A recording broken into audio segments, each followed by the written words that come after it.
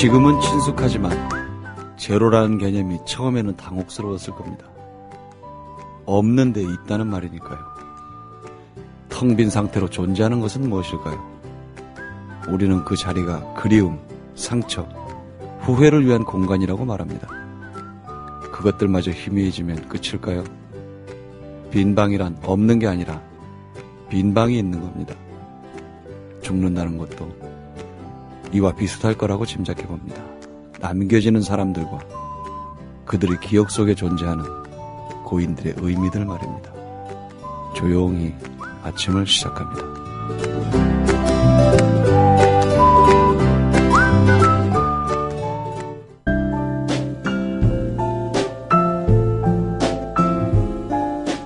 뇌에는 근육이 없습니다.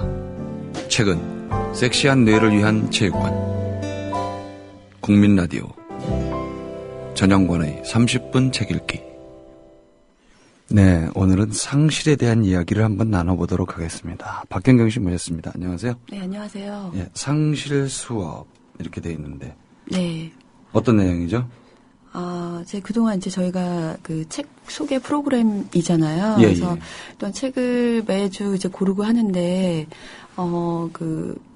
재난이라고 해야 되나, 사회적 그 재난이었던 세월호 사건 예, 예. 두면서도 관련된 책을 소개해드려야 되나 말아야 되나 이런 이제 고민을 했었습니다. 근데 저희 책을 이제 어느 정도 시간도 지났고 그동안에 이제 직접적인 피해자나 아니면 유가족 분들이건 아니면 사회적인 어떤 이슈였기 때문에 충격을 받으신 많은 부모님들이나 다른 사회의 여러 각층에 저희 같은 사람들이 있잖아요. 예, 예.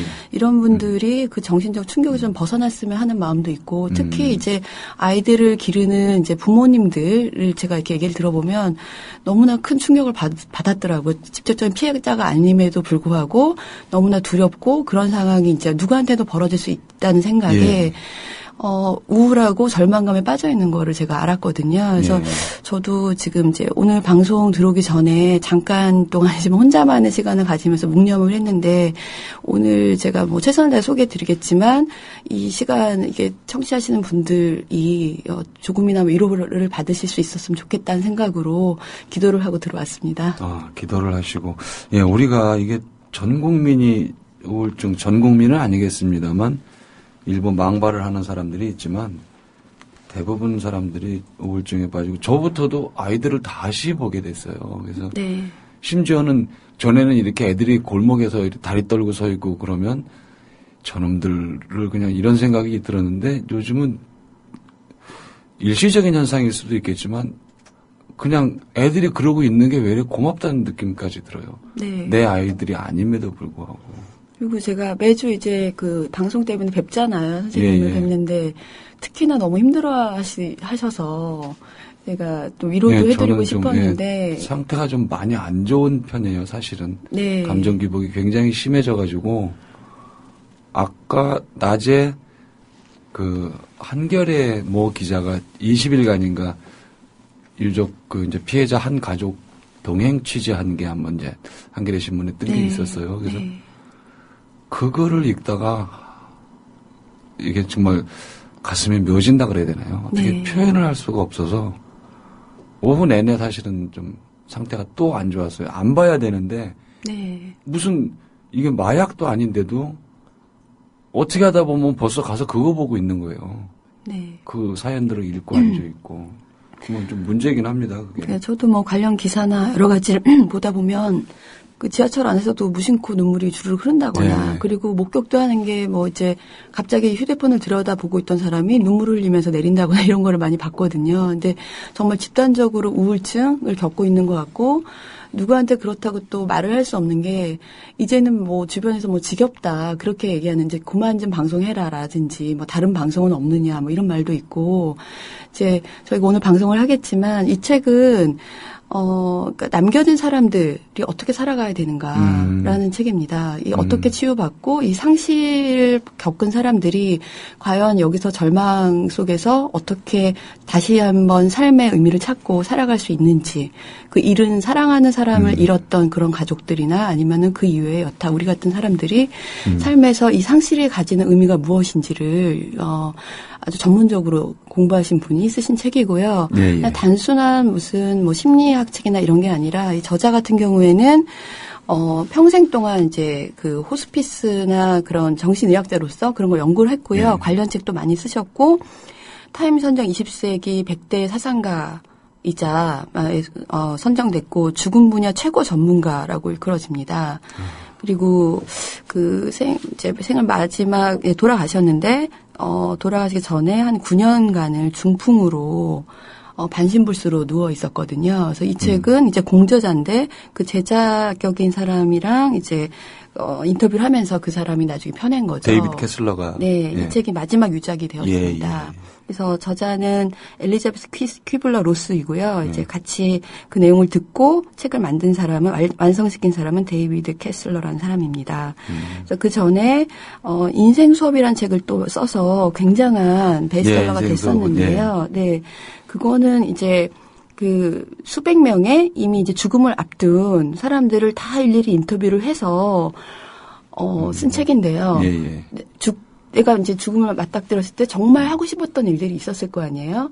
그런 걸 이제 보여준 책이에요. 그래서 살아있는 사람들한테 죽기 전에 꼭 이런 것들은 하자라고 하는 인생에 대한 지침이라면 이 상실 수업은 사랑한 사람을 잃은 분들이 어떻게 이 상실을 부인하지 않고 부정하지 않고 회피하지 않고 같이 내 삶을 좀 더 그 성장을 시킬 수 있는 같이 살아갈 수 있는 그런 방법을 찾자 이런 책입니다.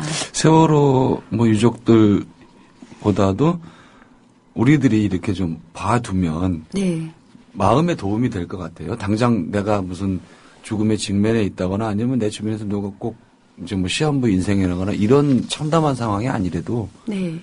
평상시에 이렇게 봐두면 마음도 좀 정리가 되고 가라앉을 책일 것 같으네요. 네, 저는 읽으면서 개인적으로는 뭐 세월호 사건뿐만이 아니라 저도 이제 개인의 역사가 뭐 길다면 길고 짧다면 짧은데 그동안에 상실을 겪었잖아요. 이제 뭐 누구나 누구를 뭐 주변의 친구라든지 뭐 지인이라든지 아니면 그냥 이별이라든지 이런 게 다 상실인데 그 예전에 오래된 상실로 다시 한번 돌아가는 회고하는 그 경험을 했거든요. 그러니까 이 책에 비추어서 뭐 이제 여기서는 여러 가지 상황을 다룹니다. 뭐 암으로 뭐 투병하다가 돌아가신 뭐 가족이라든지 아니면 재해라든지 이런 뭐 사고라든지 뭐 아니면 자살이라든지 여러 가지를 다루는데 저도 이제 예전에 뭐 그런 상실을 겪었는데 미처 애도하지 못하고 슬픔을 다 속으로만 꾹꾹 누르고 누구한테 표현하지 못한 채로 지나갔었더라면 이제 이 책을 읽으면서 다시 한번 그쪽으로 돌아가면서 스스로를 위로하는 그런 자리가 됐어요. 그 슬픔이 혼자 차곡차곡 쌓여 있다 하더라도 결국은 언젠가는 분출돼야 되는 과정이었고 그거는 뛰어넘을 수 있는 단계가 아니라 결국은 통과해야지만 되는 거였는데 그거를 그냥 뛰어넘었던 거죠. 억누르면서. 이제 그래서 저는 개인적으로 이제 이 책을 읽으신다면 저는 뭐 직접적이든 간접적이든 어떤 예전에 그 상실의 경험을 하셨던 분들이 그냥 태생적으로 그 위로를 받지 않을까. 우리는 어차피 누구한테나 상실이니까요. 적용이 될 책일 것 같아요. 네, 그렇습니다. 그래서 그 저자 같은 경우에는 왜 이렇게 호스피스나 아니면 죽음에 대해서 천착했느냐, 이제 그 인생 이력이 나오는데요. 그러니까 정신의학을 공부를 했는데 이제 스위스 사람이고요. 네. 이제 그 병원에 있는 동안에 그 병원의 어떤 그 비인간성을 느낀 거예요. 죽음을 앞둔 환자가 있는데, 그리고 정신과 진료를 상담을 했는데, 의료진들이 그냥 환자의 심박수라든지 심전도라든지 폐기능 이런 것만 관심 있지 그 환자를 인간으로 대하지 않는 것에 충격을 받은 거예요. 그 이제 죽음의 장소도 그렇잖아요. 보통 너무나 혼잡스러운 여러 명이 모여 있는 이제 병실에서 그냥 죽으면 환자들 그 가족들이 와서 확인하고 장례식으로 넘어가는데 죽음도 정말 그 사람이 마지막을 편안하게 가족들한테 둘러싸여서 임종을 맞을 수 있는 환경을 만들어줘야 되는데 지금 현재 병원 시스템은 그렇지 않잖아요. 힘들죠. 보통 6인 병실이고 아니면 중환자실인 경우에는 연락도 잘 안 돼서 그 환자 보호자 대기실에 있던 직계가족 한둘이 임종을 오시는 경우가 의뢰 많다고 봐야죠. 네, 그래서 죽음의 순간이 이제 뭐 끝이라기보다 끝의 시작이라고 할 수 있는데 남겨진 사람들뿐만 아니라 떠나는 사람도 다음 생을 어떤 생이 이어질지 모르지만 이제 거기서 끝일 수도 있지만 그런 거에 대해서 마음의 정신적인 안정을 취하면서 서로 지나면 좋은데 그런 환경이 전혀 안 돼 있던 거에 이제 본인이 스스로 앞장서서 그런 과제를 풀어보겠다. 호스피스 역할에 이제 인생을 던진 거죠. 그래서 처음부터 이제 그 새쌍둥이의 첫째로 태어났는데 태어날 때부터 이제 언론에 집중을 받은 거예요. 새쌍둥이는 좀 흔한 경우가 아니기 않죠. 때문에 예. 항상 비교되면서 자라왔고 자기 자신에 대한 정체성. 나는 과연 나 자신으로서 누구인가? 나는 어디서 와서 어디로 간 존재인가에 대해서 끊임없이 이제 공부를 하다가 이제 정신과에도 공부를 하고 그러다가 이제 병원에서의 어떤 실태를 보면서 아, 그 개개인이 이제 상실도 특별한 상실이다. 뭐 누가 어떤 상황에 죽었건 간에 같은 재해로 뭐 상실을 했던 간에 각각의 특별한 사연이 있잖아요. 근데 특별한 상실에 대해서 다뤄줘야 된다. 이렇게 생각을 하고 있습니다.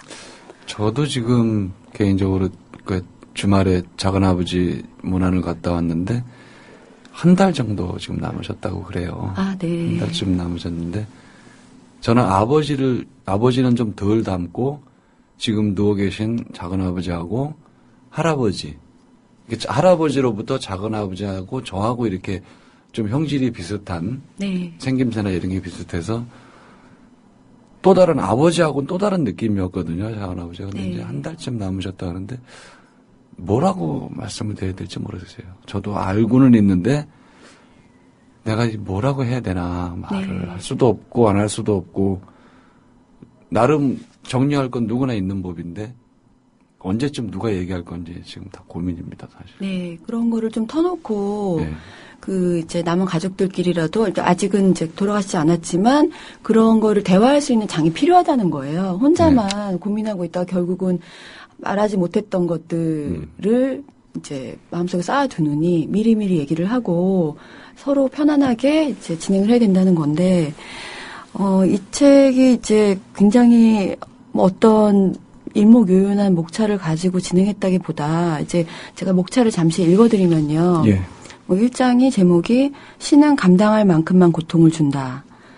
2장이 슬픔에게 자리를 내어주어라. 3장이 눈물의 샘이 마를 때까지 울어라. 4장이 떠나가 네가 해왔던 것 그것을 하라. 5장이 사랑을 위해 사랑할 권리를 내려놓으라. 6장이 몸의 요구하는 대로 다 들어주라. 7장이 슬픔에 종결은 없다는 것을 알라. 8장이 상실의 밑바닥까지 발을 디뎌보라. 9장이 신의 이해를 구하지 마라. 10장의 상실은 가장 큰 인생 수업이다. 뭐 이런 내용입니다. 목차만 읽어도 예, 좀 위로가 되는 느낌이 있으시죠? 예. 그래서 어느 정도냐면 제가 참 위로를 느꼈던 게 보통 이제 우리 사회가 이제 이 저자가 얘기하는 건데요. 우리나라도 마찬가지인 것 같습니다. 이 사람은 스위스 사람이지만 우울근절 캠페인에 참가한 것처럼 보인다. 뭐 이제 상실의 5가지 단계가 있습니다. 예. 그 단계는 이제 처음에 그 사람의 사랑한 사람 잃었다는 걸 부정하는 거예요. 그럴 리 없다. 네, 이럴 리가 없다. 뭐 사고사를 들었을 때 아니다. 뭐 아니면 이제 계속 마음속으로는 자고 나면 다시 올 거야. 뭐 이런 식의 문 못 부정. 잠그고 자는 거예요. 네, 그리고 이제 분노하는 거죠. 그 분노는 뭐 사회적인 사건이었으면 그 대상이 있어서 범죄자다. 그럼 범죄자를 분노한다든지 아니면 내가 미처 그걸 막지 못했던 나 자신에 대한 죄책감이 분노, 나 자신을 향한 분노가 죄책감이 오면서 분노하게 되고 그다음에 이제 만일 내가 조금만 일찍 도착했으면 만일 이랬다면 저랬다면 하는 그런 과정을 겪게 돼. 그게 타협입니다. 그래서 이랬다면 어땠을까 저랬다면 어땠을까 근데 내지는 그게 더 괴로워요. 그 만약이라는 말이 네. 정말 사람을 미치게 만드는 게 네. 모든 후회는 만약이라는 그 말로부터 나오는 거예요. 그리고 예를 들면 세월호 사건 같은 경우에는 실종자라고 해서 아직 찾아지지 않았을 때 계속 신에게 기도를 하겠죠. 네. 만약에 뭐 우리 아이들을 찾게 된다면 뭐 저의 목숨이라도 내놓겠습니다. 아니면 어떻게 하겠습니다. 앞으로 어떻게 살겠습니다. 계속 타협을 하는 거죠. 근데 결국은 이제 그게 아닌 게 이제 인정하게 됐을 때 절망하게 되는 겁니다. 절망의 단계인데 그 절망의 단계에서는 이제 삶이 무의미하게 변하게 되거든요. 내가 왜 살아야 되지? 내지는 생존자들은 나만 왜 살았을까? 죄책감. 왜 살아야 될까? 이런 절망에 빠지고 결국 이제 마지막 단계가 수용의 단계인데요.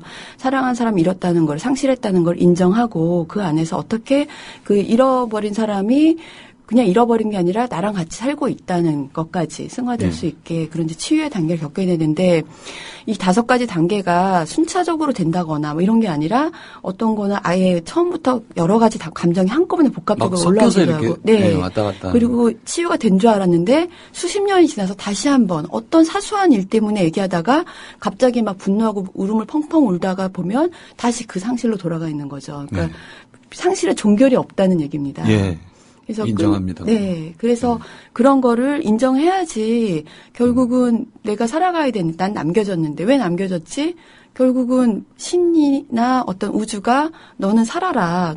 살기 위한 어떤 목적이 있다라고 얘기를 한 건데 스스로 죄책감을 느끼면서 이제 살아가게 되는데 그런 거를, 다 받아들이라는 거죠. 절망하지 말아라. 뭐, 주변 친구분들은 이러겠죠. 뭐, 왜 이렇게 아직 강해져라. 왜 이렇게 나약하냐. 이제 너 더 이상 고립되지 말고 이제 혼자만의 침묵 속에 갇힐 수가 있잖아요. 그 과정도 필요한 건데 그거를 못 견뎌야 하는 거죠, 친구들이. 그거 정말 도움 안 돼요. 네. 우울 상태에 빠진 사람한테 뭐 긍정적으로 생각해봐.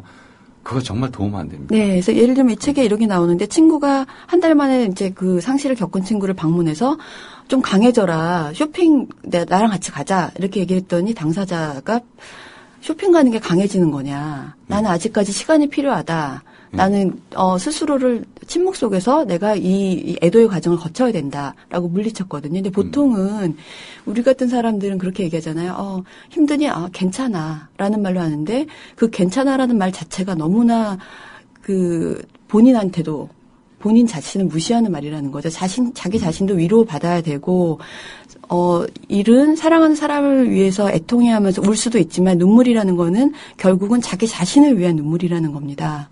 자기 자신도 위로받아야 되고 그 과정을 겪어야지만 결국 통과해야지만 치유의 과정을 갈 수 있는데 우리 사회나 주변은 그걸 가만 놔두지 않는 거죠. 계속 강해져라 내지는 분노하지 말아라 우울해하지 말아라 우울하면 막 정신과 의사 투약해서 뭐 항우울증을 뭐 먹으라는 둥 맞으라는 둥 뭐 이런 식으로 이제 계속 다그치는데 그 과정을 충분히 누리고 분노도 끝까지 해야 된다는 겁니다. 주변에서 좀 이렇게 기다려주고 어떤 극단적인 선택을 하지 않도록만 그것만 좀 유심히 본다 그러면 저는 기다려주는 게 맞다고 봐요. 조용히. 네. 그 친구가 설마 나한테 어떤 뭐를 하든지 간에 참고 기다려주고 흔히 우리는 그런 이제 고통에 빠진 사람들이 하는 행동에 대해서 야 네가 아무리 그렇다 그래도 뭐 이건 너무하지 않니? 이런 식의 반응을 보이기가 쉽거든요. 네. 근데 그것만 좀 안 하고 참아줘도 얘가 지금 이럴 수 있다. 내가 조금 참고 이 얘기는 한 10년 뒤에 해도 되는 얘기니까 일단은 참고 넘어가고 기다려주는 거예요. 심지어 저자는 뭐라고 하냐면 이제 뭐 이 책에 아까 그 쇼핑 친구 얘기를 하면서 그 친구한테 그러는 거예요. 네가 나의 이 우울함을 참아주지 못할 정도로 강하지 못한 게 아니냐. 네가 강하지 못하니까 나한테 강해져라고 너에게 빨리 이렇게 해서 흥겨운 거를 같이 겪어보자라고 얘기하는 건데 친구들 자체가 강하지 못한 거를 그럴 수 있어요. 이 피해자한테 이 상실한 사람한테 계속 강해져라고 자기가 요구하는 못 보겠으니까. 거죠. 네. 그런 걸 하면 안 됩니다. 이 사회도 마찬가지고요. 불편해요. 네. 그거를 지금 이제 저희가 뭐 여러 가지 촛불 집회도 하고 내지는 유가족분들끼리 모임도 있을 텐데 그런 것들을 지켜봐주고 같이 옆에 앉아서 들어주고 대화할 사람들이 필요하거든요. 정말 그게 힘듭니다. 우리 그 위도 여객선 침몰 사건이 있었잖아요. 네. 그때 저하고 제 바로 위에 팀장하고 둘은 일요일 날 나와서 일했어요. 네. 토요일 날 정말 밤늦게까지 하고 일요일 날 나와서 일했는데 그때 그 팀장의 친구가 6명인가 이렇게 굉장히 제일 친한 친구들. 네. 낚시를 가기 위한 제일 친한 친구들이 다 갔는데 이 팀장이 못 간 거예요. 저랑 같이 일요일 날 나가서 일하느냐고. 네. 다 죽었어요. 다 죽어가지고 이 팀장이 저녁 때 그 얘기를 듣고 그때 군산 공설운동장인가요? 네. 거기에 아마 이렇게 그 시신들을 꺼낸 대로 널어놨을 거예요. 아마 쭉.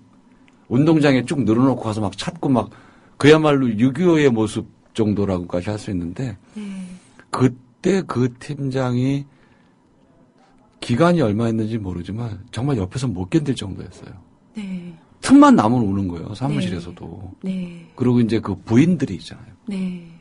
그 부인들 만나고 와가지고는 사람이 이렇게 얼이 빠져버렸어요. 네. 그리고 굉장히 오랫동안 이렇게 정상적이지 않았었어요. 내가 일을 하고 결제받고 막 서로 바쁜 팀장인데 그러고 있으니까 사실은 저는 굉장히 힘들었어요. 그 힘들었죠. 자체가. 보는 것도 힘들고 일도 힘들고 그걸 또 겪어줘야 되니까. 네. 저는 술도 못 먹는데 가서 밤늦게까지 술자리에 앉아 있어야 되잖아요. 얘기를 들어야 되니까. 네. 사실 힘듭니다. 그래서 그렇게 본인이 힘들 때는 주변도 참아줘야 되겠지만 당연히 참아줘야 되겠지만 일을 줄인다거나 단순 업무로 과감히 자신을 위해서 그 똑같은 일을 해내면서 그 슬픔을 겪기에는 몸이 감당하기 힘들거든요. 그런 식의 조언을 하고 있습니다.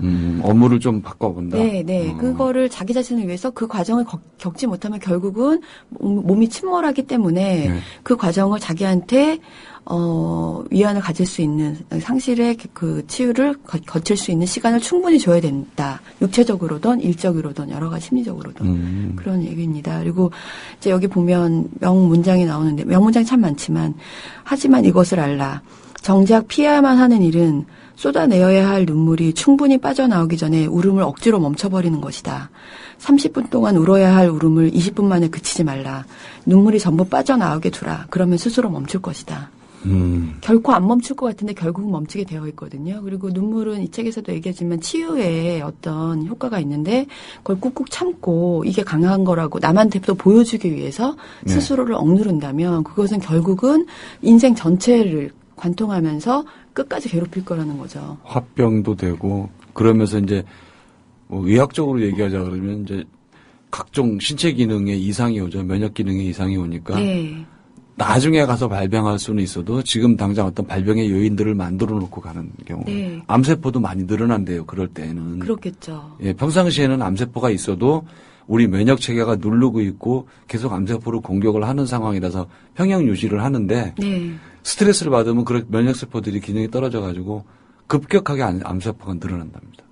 나중에 가서 발병은 하지만 실제 암의 시작은 그런 스트레스를 받은 상실에 의한 고통 기간들 그때 생긴다는 거예요. 네, 얼마나 그러니까 상실 수업이라는 제목도 잘 지었지만 우리는 수업을 받아본 적이 없잖아요. 상실은 태어나면서부터 원래 대해서. 겪어야 되는데 그냥 하나하나 겪어가면서 스스로 터득을 하지만 결국은 전문가가 누가 이렇게 하면 좋겠다라고 조언을 하는 경우도 별로 없고 스스로 그냥 감당하고 있는데 이게 또 혼자서 겪기에는 너무 어려운 과정이잖아요.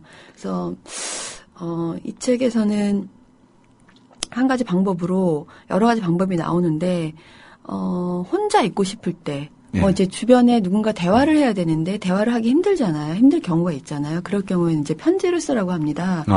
그러니까 스스로와 대화를 하는 건데 떠나간 사람한테 편지를 쓰는 거죠. 너무나 분하다. 너 왜 나만 남겨두고 갔느냐 이렇게 얘기할 수도 있고 네가 떠난 다음에 내가 얼마나 엉망진창으로 살고 있는지 아느냐. 내지는 이렇게 잘 살고 있는 열심히 살고 있다라든지 여러 가지 편지를 쓰는 거예요. 그러면서 그 편지 과정을 나중에 돌아보면 그게 바로 아까 말씀드리면 부정했다가 타협했다 이런 과정을 겪는다는 거죠.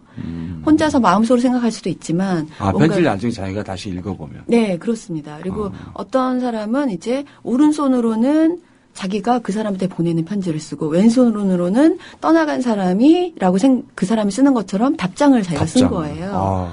근데 신기하게도 술술 답장이 써지는 거예요. 안 써질 줄 알았는데 나는 잘 있으니까 너무 이제 평화로운 상태이니까 너는 걱정하지 말고 예를 들면 이제 자식을 잃었는데 그 자식이 어머니 걱정하지 마세요. 그리고 저는 좋은 곳에 있으니까 또 새로운 동생들을 많이 또 낳아서 같이 이렇게 살았으면 좋겠어요라는 답장을 술술 쓰는 거예요.